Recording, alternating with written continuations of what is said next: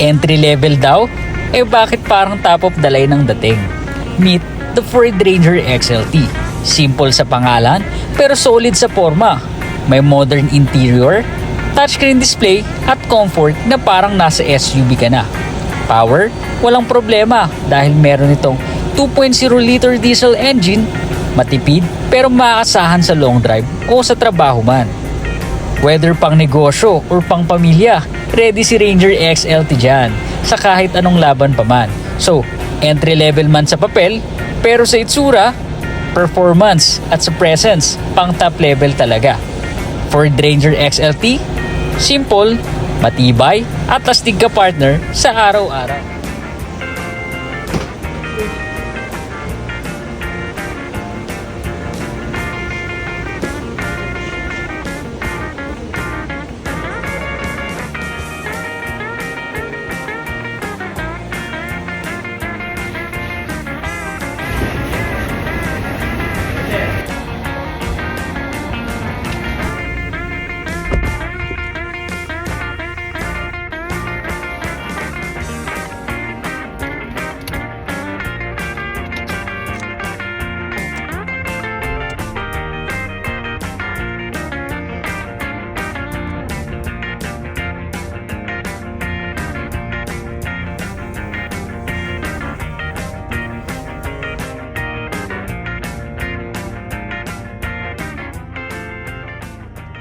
So what's up mga 4D? Good morning sa inyong lahat. Isang magandang umaga. For today's video ay nandito tayo sa loob sa Ford Ranger XLT. Entry level lang pero matutuwa kayo kung ano-ano nga bang features ang meron sa kanya. Let's go! So let's start. Insert muna natin. So baka magtaka kayo, kay Ranger XLT is mechanical key pa siya, no? Yung key fob niya, mechanical key. So pag start mo siya, yan, insert lang yung key, then tapak sa brake, then start natin.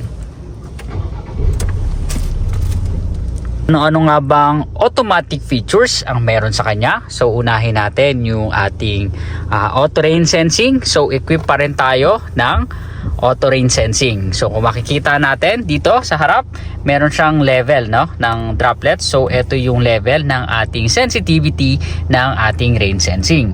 So, ito naman yung ating headlight settings. Meron tayong fog light, off, parking light, then automatic headlight, then yung ating manual turn on ng ating headlight.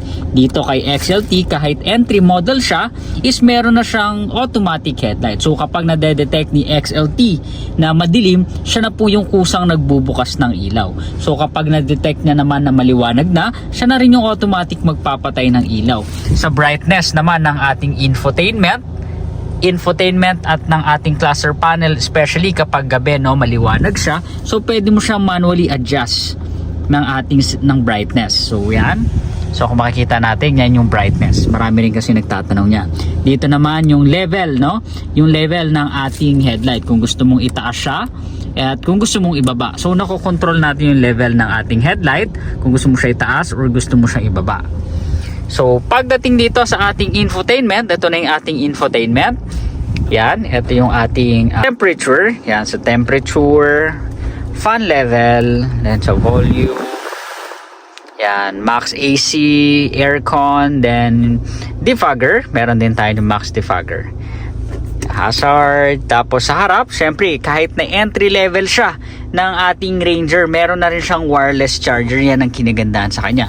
So if in case naman na hindi compatible yung phone natin sa wireless charger, meron kang Type-C at USB port na dito sa harap. Nasa taas lang siya ng ating wireless charger. Pagdating naman dito, ano-ano nga ba yung mga selectable drive modes na meron siya? Actually, same lang naman yung mga 4x2 features na meron, no? So, yung mga Ranger Wildtrak 4x2, yan, yung mga Everest na 4x2, halos same lang ng selectable drive modes ang meron sila.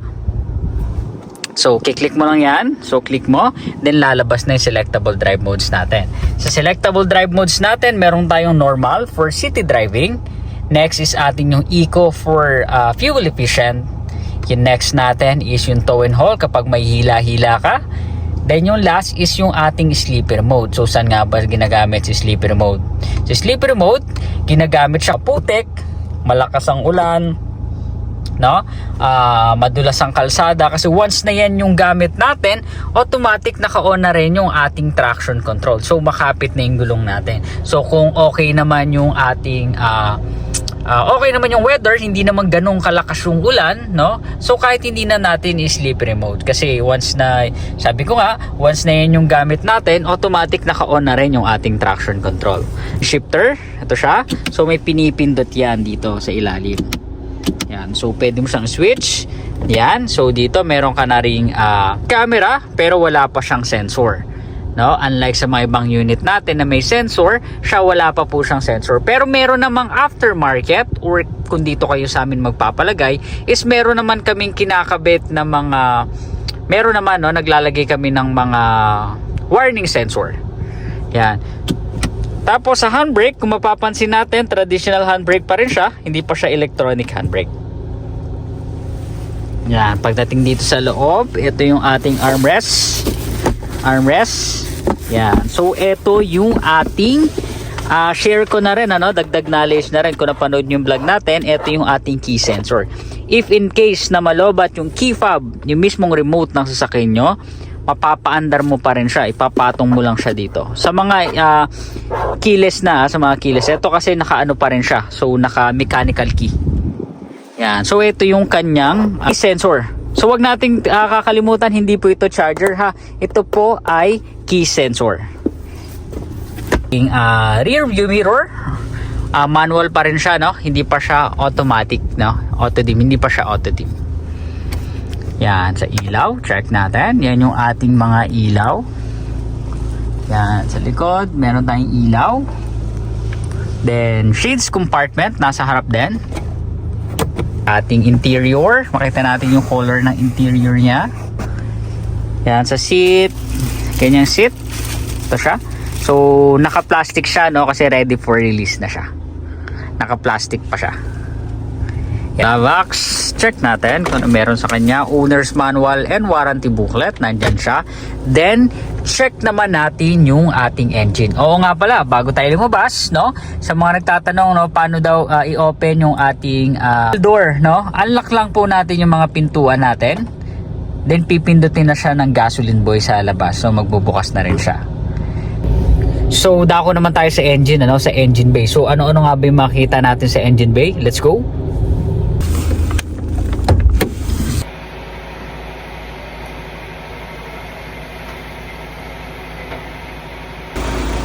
So ito naman yung ating engine, no? Yung ating coolant, and yung ating windshield washer, yan, battery, brake fluid. Yan, kung mapapansin nyo, napakatahimik ng ating engine, no? Comes in engine specification, we have 170 horsepower and 405 maximum torque Newton meter. So napakatahimik.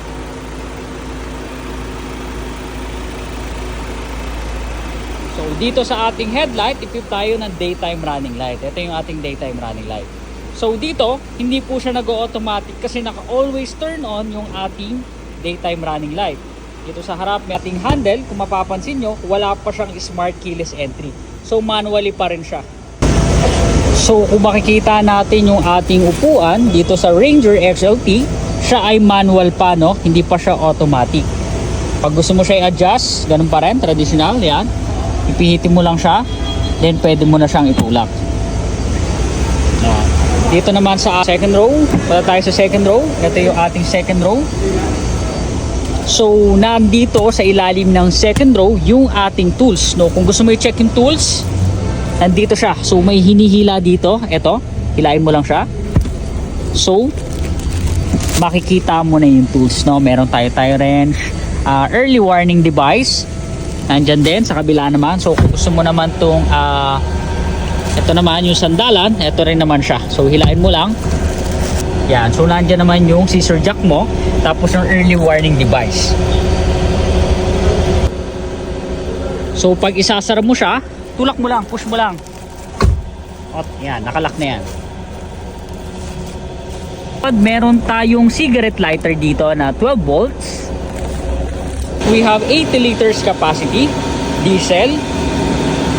Yan. So yan yung sinasabi ko, no? i-unlock mo lang yung door mo, then pipindutin na siya dito sa labas. Once na naka-unlock na yung door natin. So, what's up mga 4D, no? Kung umabot ka sa video na to, sana na-tour kita kung ano-ano nga ba yung makikita dito sa loob ng Ranger XLT. So, kung mapapansin mo, halos same ng features lang, especially yung mga selectable drive modes natin, no? Halos lahat ng 4x2 ay pare-parehas lang ng selectable drive modes. Wag na wag magpapa-unlock para maiwasan ang void ng warranty. Isasabi natin sa Ranger XLT. So goods na no sa mga entry level ng Ranger, no. Kasi halos ando na rin lahat totally, no. Kung hindi naman tayo mahilig gumamit ng mga automatic features, bagay na bagay yung Ranger XLT para sa iyo.